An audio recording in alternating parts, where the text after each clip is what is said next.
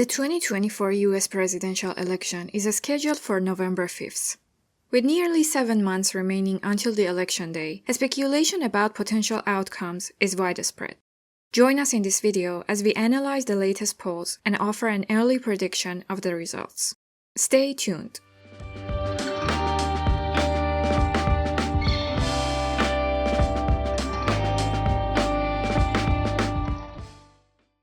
As anticipated, by mid-March, both Donald Trump and Joe Biden solidified their places on the ballot as their respective parties' nominees for the upcoming presidential election.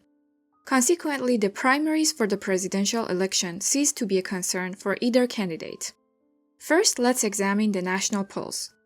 While the popular vote across the nation is not the decisive factor in the unique structure of the US presidential election, as the Electoral College ultimately determines the president, nationwide polls still offer valuable insights and allow us to track trends.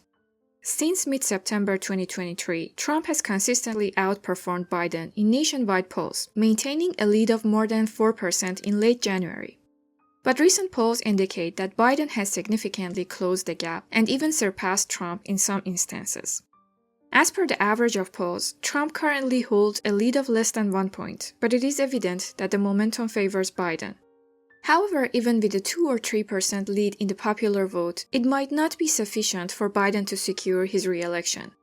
This is due to the fact that the popular margins in heavily populated states that Democrats typically win, such as California and New York, are much larger than those in heavily populated states that Republicans typically win, like Texas and Florida.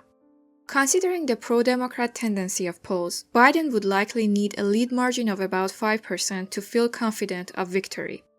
Therefore, based on these nationwide polls, while Trump is still considered the main contender for the presidency, there is a significant chance that Biden could bridge the gap and emerge victorious. Now let's evaluate the current situation regarding electoral votes based on recent polls. We'll start with the safe states for each party. By safe, we mean states where polls indicate a margin of more than 15% and where the state consistently votes for a particular party in recent presidential elections.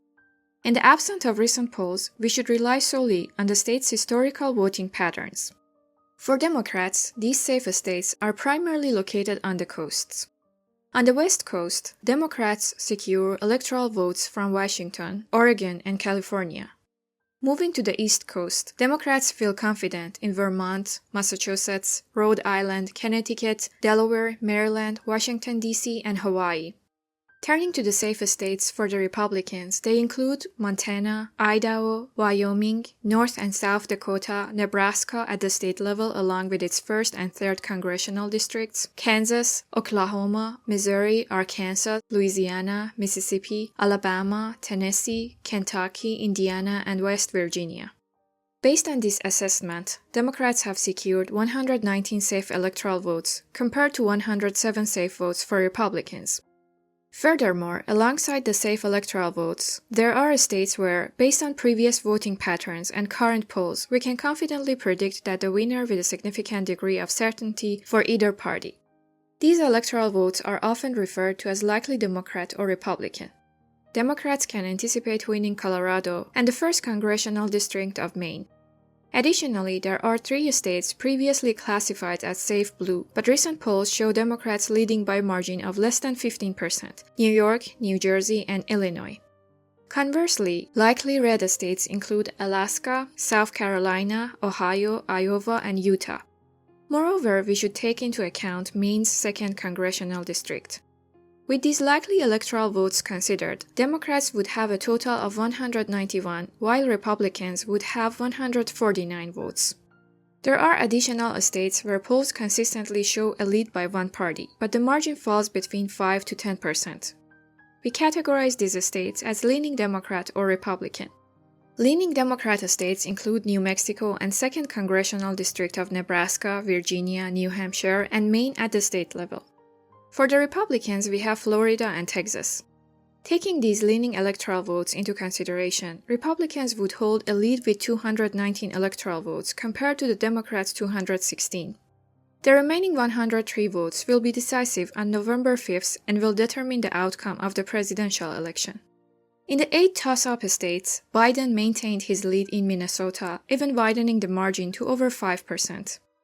However, recent polls suggest that Trump is currently ahead in the other 7 toss-up states. In Arizona, the gap between candidates stands at 5.2%, while Trump holds a 4.6% lead in North Carolina, and a 4.5% lead in Georgia, a 3.4% lead in Michigan, and a 3.2% lead in Nevada. In Pennsylvania and Wisconsin, the gap between Trump and Biden falls within the margin of error of the polls, with Trump leading by 0.6% in both states. Except for Pennsylvania, where Biden previously held the lead but is now trailing behind Trump, Biden has shown improvement in recent polls and has reduced his gap in all other swing states. Maintaining these trends would help Biden increase his chances of re-election. However, the current situation is not entirely in his favor. If the election were held today and the polls proved accurate, Trump could secure the presidency with 312 electoral votes against Biden's 226. Nevertheless, it appears unlikely that the situation will remain unchanged in the coming months. Therefore, subscribe to our channel and we will keep you updated on the latest polls and predictions. This was a rough prediction of the 2024 US presidential election, made 7 months before the event. If you found this content informative, please like it and subscribe to our channel. We'd love to hear from you, so feel free to share your thoughts, comments, and ideas for future topics in the comments section. Thank you for joining, and we look forward to seeing you in the next video.